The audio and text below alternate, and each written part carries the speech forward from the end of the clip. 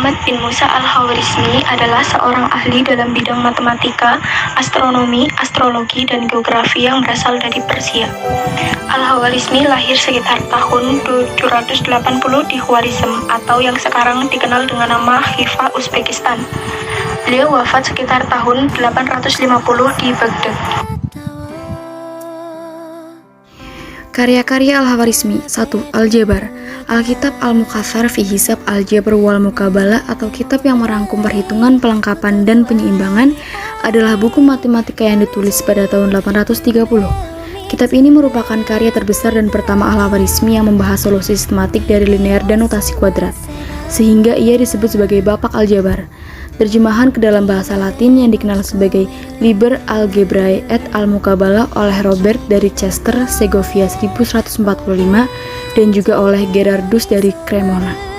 Dalam kitab tersebut diberikan penyelesaian persamaan linear dan kuadrat dengan menyederhanakan persamaan serta pengertian aljabar. Pada bukunya, Kalkulasi dengan Angka Hindu yang ditulis tahun 825 memprinsipkan kemampuan difusi angka India ke dalam perangkaan Timur Tengah dan kemudian Eropa. Bukunya diterjemahkan ke dalam bahasa Latin. Algoritmi de numero Indorum menunjukkan kata alat algoritmi menjadi bahasa Latin.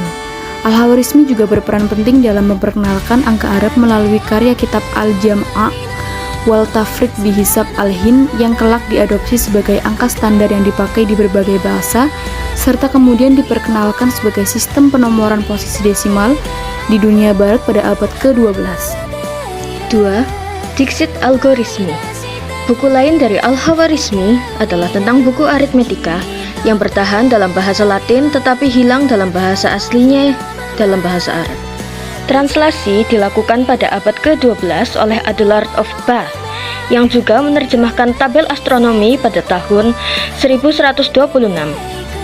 Pada manuskrip Latin biasanya tidak bernama, tetapi umumnya dimulai dengan kata Dixit Algorismi seperti kata Al-Khwarizmi atau Algoritmi de numero Indorum, Al-Khwarizmi pada angka dan kesenian Hindu. Sebuah nama baru diberikan pada hasil kerjanya oleh Baldassare Buoncompagni pada 1857. Kitab aslinya mungkin bernama Kitab Al-Jam'a wal Tafriq bi Hisab Al-Hind yang artinya buku penjumlahan dan pengurangan berdasarkan kalkulasi Hindu. 3. Rekonstruksi Planetarium. Buku ketiganya yang terkenal adalah Kitab Surat Al-Ard yang berjudul Buku Pemandangan Dunia atau Kenampakan Bumi, diterjemahkan oleh Geografi yang selesai pada 833, adalah revisi dan penyempurnaan geografi Ptolemaios. Terdiri dari daftar 2402, koordinat dari kota-kota dan tempat geografis lainnya mengikuti perkembangan umum. Buku ini dimulai dengan daftar bujur dan lintang, termasuk zona cuaca, yang menulis pengaruh lintang dan bujur terhadap cuaca. Oleh Paul Gales, dikatakan bahwa ini sangat bermanfaat untuk menentukan posisi kita dalam kondisi yang buruk untuk membuat pendekatan praktis. Baik dalam salinan Arab maupun Latin, tak ada yang tertinggal dari buku ini. Oleh karena itu, Hubert Downcip merekonstruksi kembali pada peta tersebut dari daftar koordinat. Ia berusaha mencari pendekatan yang mirip dengan peta tersebut. Ia kemudian mengepalai konstruksi peta dunia untuk Khalifah Al-Ma'mun dan berpartisipasi dalam proyek menentukan tata letak di bumi bersama dengan 70 ahli geografi lain untuk membuat peta yang kemudian disebut Ketahuilah Dunia. Ketika hasil kerjanya disalin dan ditransfer ke Eropa dan bahasa Latin, menimbulkan dampak yang hebat pada kemajuan matematika dasar di Eropa. Ia juga menulis tentang astrolab dan zodiak. Astronomi.